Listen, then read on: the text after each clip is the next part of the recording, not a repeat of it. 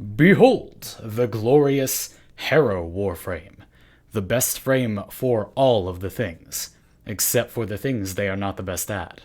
Each of these abilities is so stacked. It can feel like you always have too much to do as Harrow, and that's a fantastic thing. People always complain about frames that don't feel active enough, or they're just timer simulators, and Harrow is the exact opposite. Penance and Thurible are sort of timers, but the bad thing about those abilities you just refresh is that they're not interesting.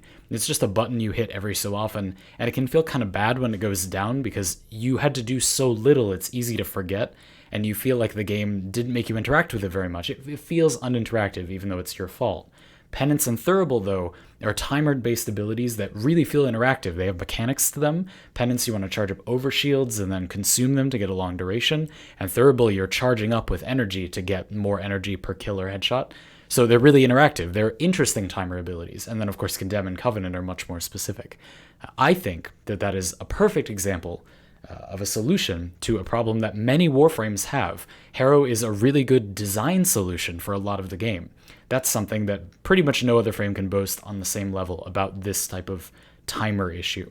And look at all of these tools. Look at what the timers give you. Harrow can restore energy, health, shields into overshields. Harrow can give you invulnerability. If that's somehow not enough, that's completely unnecessary, but it's a thing you can do. Harrow can give fire rate and reload speed to your weapons, stun enemies. The stun stuns them in a way where their head is really exposed, and then you can give your weapons headshot damage with the other half of Covenant to use while the enemies are stunned.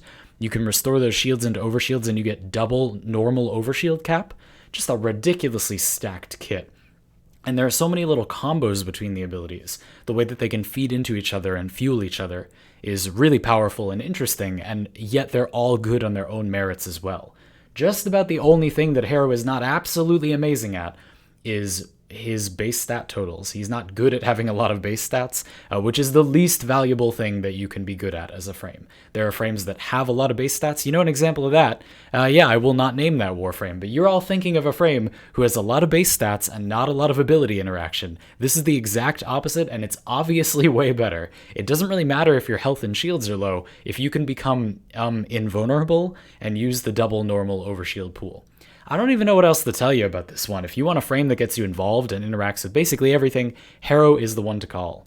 Also, I had the in-game volume on while recording this, so I could do that little beginning segment. So I've been listening to the rap tap tap for the entire time. For goodness sakes, even Harrow's ability preview diorama is the best. Now, I know what you're thinking. Harrow must be my favorite Warframe. Isn't that right?